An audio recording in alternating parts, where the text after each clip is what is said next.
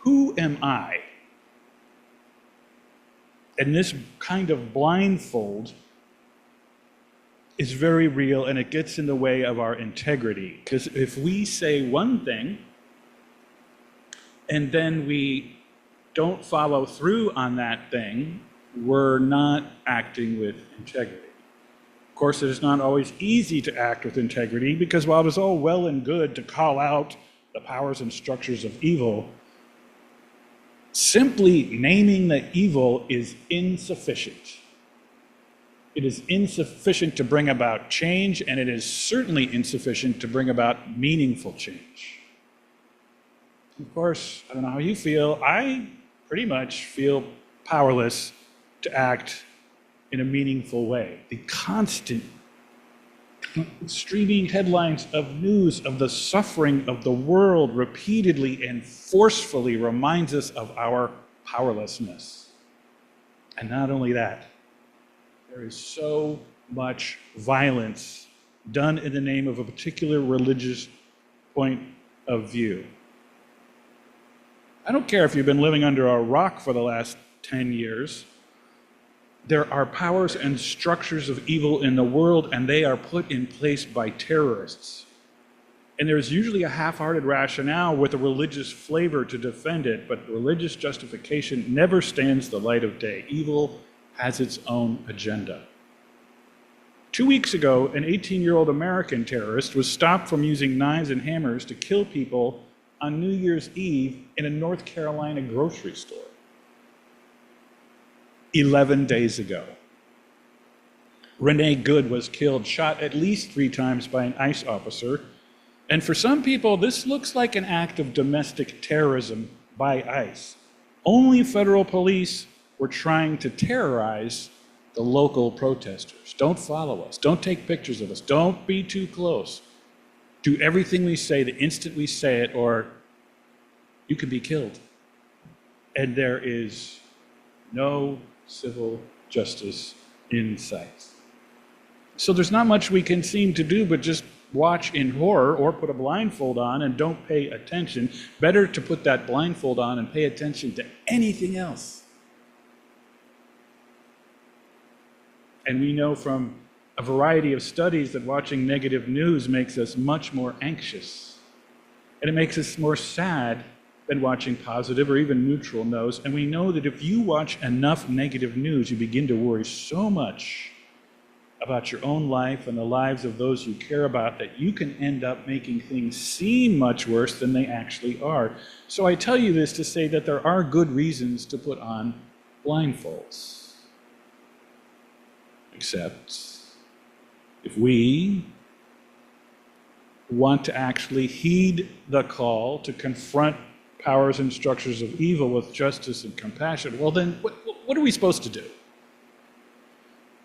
First, we recognize our own limitations about what we personally can do as a single individual. And then next, we acknowledge the blindfolds, which we might have to do from time to time for self-care. Self-care is not selfish. Self-care is a strategy so that we can bring about the change. And so what we can do is we can take our blindfold and we can transform it into something else, a mask. Why a mask? Why do so many superheroes wear masks? Let's go back to one of the original mask wearers in American culture. And this isn't a superhero, just a hero, older than Superman, older than Batman, and I'm talking about the Lone Ranger. Now, he came out of a book published in 1915 called The Lone Star Ranger by Zane Grey, and it later became a radio show, then a TV show, and then, of course, movies. And the Lone Ranger was very different from other TV cowboy heroes in many ways, not the least of which his mask, which concealed his true identity. The Lone Ranger, whose name in the TV series was John Reed, was a member of a band of Texas Rangers, hence the name. The band was led by his older brother and had been ambushed by the Cavendish gang, and after mowing them down, the Cavendish gang thought they were all dead. What they didn't know was that John Reed was still alive. Now, Reed's boyhood friend, a Native American named Tonto, Really? Okay. It is fiction after all. So Tonto finds him and nurses Reed back to health, and then both Reed and Tonto vowed to pursue the Cavendish gang and all outlaws in the Wild West, not to kill them, but to bring them to justice. So first, Reed fashioned a face mask from his dead brother's vest. Think about doing that. Think about going to your dead brother, taking the vest, and making a mask. And he transformed his identity to the Lone Ranger. Now, even though he was called the Lone Ranger, it was a team model. Three in particular, Reed and Tonto, plus the horse Scout, worked side by side to accomplish their goals. It was never just the Lone Ranger, despite the title. It was never just the Lone Ranger. It was a team. This is good to remember when it comes to justice work. It's not just you. You join a team. We are not meant to do this work alone. And the advantage of the mask, two things really. It forced a way of seeing the world through a justice lens. Every time he put on that mask made from his dead brother's vest, that's going to change the way he sees things. So first thing that happened was he saw things changed. He saw evil more clearly. He knew which direction to look, and he put on a sort of armor when he put that mask on. And the second thing that happened when he put on his mask was that the way people saw him changed. I mean, really, without the mask, he's just another white guy on a horse, right? But with the mask on, things changed. I bet people noticed that mask before they noticed he was even traveling with an Indian, right?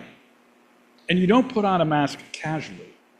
You put on a mask because in some way you want people to see you with that mask on. People will notice the mask first. Now, over the years, because I was a UU minister for 22 years until I wasn't, I've had many social justice t-shirts. Many. I brought one with me today. For example, I had this t-shirt. This is probably about 25 years ago. And it's a blue t-shirt with an upside-down pink triangle, and it says, straight but not narrow. And I guarantee you, when I wore this t-shirt to the grocery store, wherever, the first thing that people noticed, maybe unconsciously, was my height, weight, probable gender, but I guarantee you, consciously, this is what they saw. And when they saw that, they couldn't help but have a little internal dialogue about what this meant, about who I am, about what this means, and it made them think. So this was a mask, but it was revealing who I wanted the world to see. And they could make all kinds of assumptions. They could scowl, they could do this or do that, but this is the kind of mask. When we wear Standing by the Side of Love t-shirts, or we wear other t-shirts about social justice, people are going to know, oh, it's a man, it's a woman, I can't tell, they're tall, thin, whatever. They're going to notice this. This is a mask. Now, if I was just wearing ordinary clothes, I would just blend in, just another old white guy at the supermarket. But that's the thing that people saw. So that t-shirt is kind of a mask, except that it reveals my identity. And when we wear a shirt like that, or something else, we want to be seen that way. And also, when I'm wearing that shirt, straight but not narrow, and I'm in the supermarket or anywhere else, and I know people are going to see it, it changes the way that I look at the world around me. Because I'm going to see some people going, and then I'm going to see other people going, you know? So it changes the way we see things. We can try and see through the lens of justice and compassion. And when we put on a mask of multiculturalism, we see things differently. What is multiculturalism?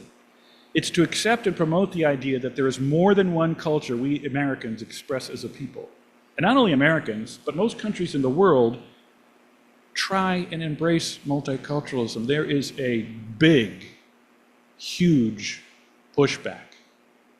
There are some people who want to say, no, only one culture, Gulf of America, Trump RX, etc. Only one culture. It's like, no.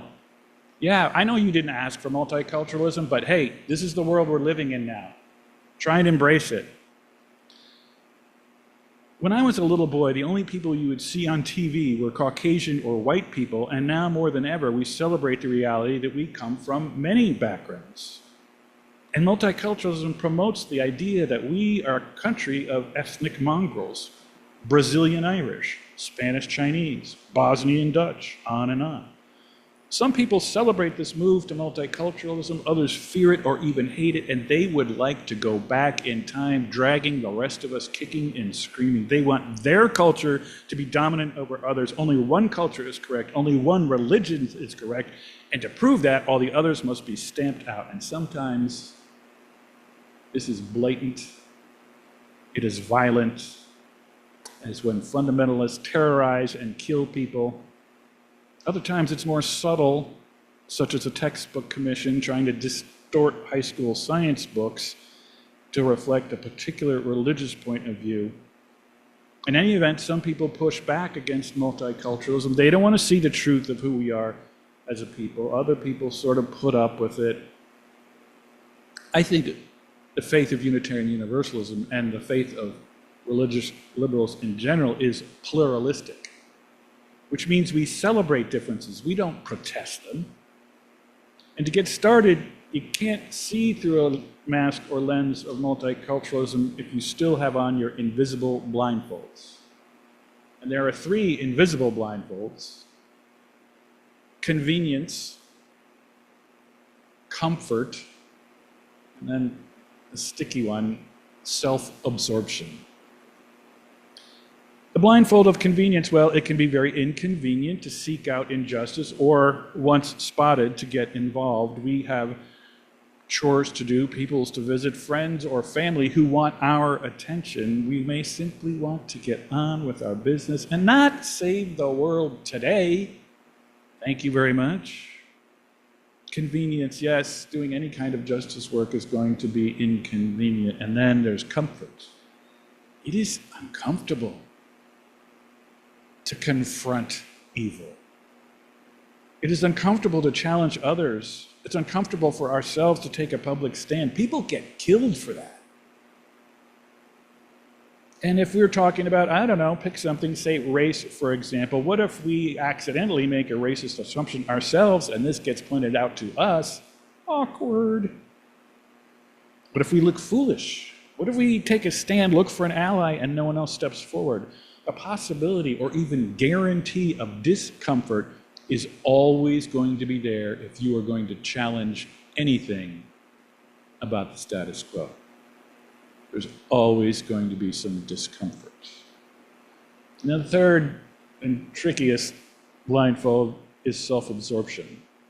It means you focus only on your own needs and wants, and you ignore the needs and wants of others. It's a really easy trap to fall into. Once upon a time, those of you who are of a certain age are going to recognize this, there was this really famous guy on TV. He was known all over the world. He was on TV in the evening, right after dinner, and he read the news. This was back in the days when people watched mostly white men read the news on TV after dinner. So that's how he got really famous. And his name was Tom Brokaw. And he started at a small TV station in Nebraska, and then he went to Los Angeles, then Washington, and then to the flagship New York City headquarters of NBC TV.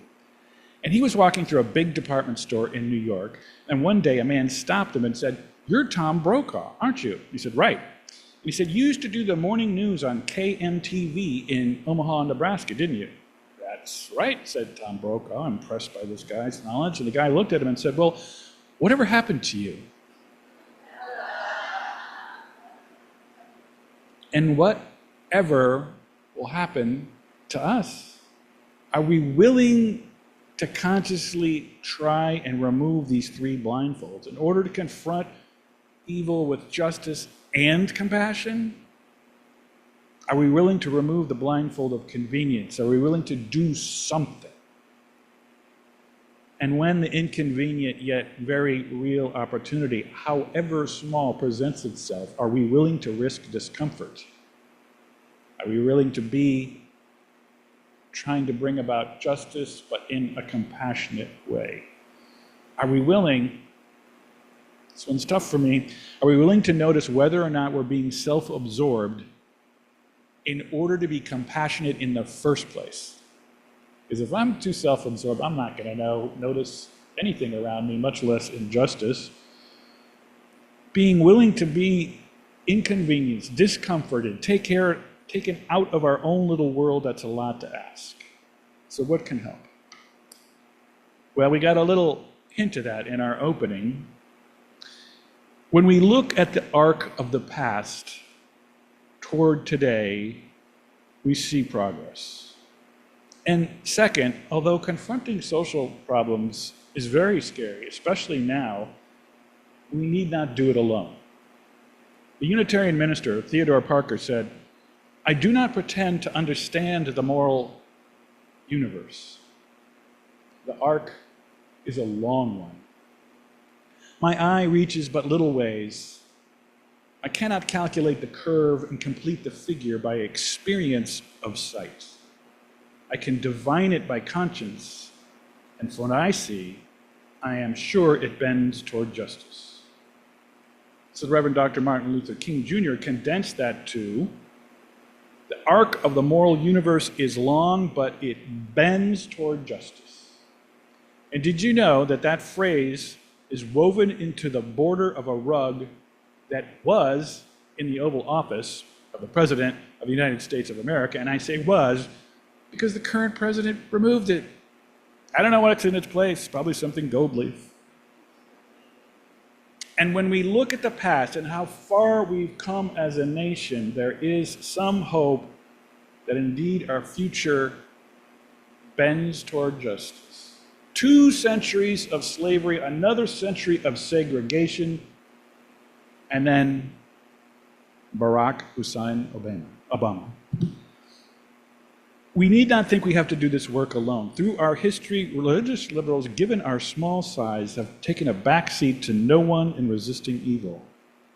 Religious liberals smuggled slaves out of the South, smuggled Jews out of the hands of Nazis. 61 years ago, in 2 months, Dr. King called liberal Protestant clergy, including my grandfather, to come and witness in Selma, Alabama. We have a history and a future of confronting evil with justice, with compassion, and we've done that together. Okay, that was then. What about now? Well, let's say some homophobic, hate-spewing Westboro Baptist church people show up to protest in Galveston. I mean, who'd want to face them all alone? But we don't have to do this alone. We do it together with other like-minded folks. And instead of hate, we preach compassion. Instead of intolerance, we advocate the diversity of multiculturalism. When the Westboro Baptist Church people came to Houston 10 years ago, the UU Voice for Justice showed up, outnumbering them 20-4. And so, let's take off our blindfolds. Let's look around. Let's look around for more love, more light, and let us look for others to join them, to confront in our own way, without violence, to confront evil with justice, compassion, and love. May it be so, and amen.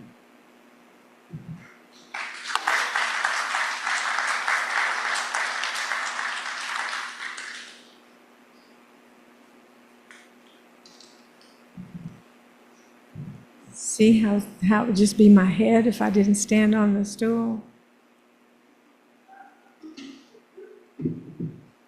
I appreciate the stool. Now you appreciate the stool, right? Thank you. Thank you so much, Dr. O'Connell. Please stand and body your spirit to join in our closing hymn, number 114, and remain standing for the benediction to follow.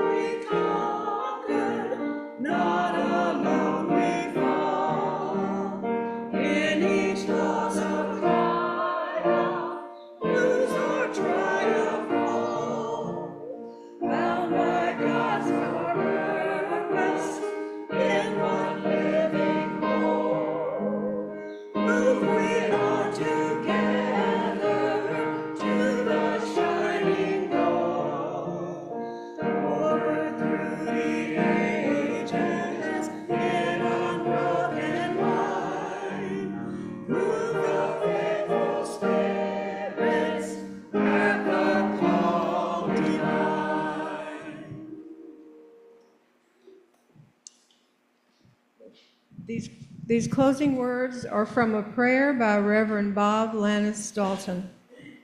Eternal Spirit of life and love, we come together today, grateful to be a part of the great story. What a magnificent story it is.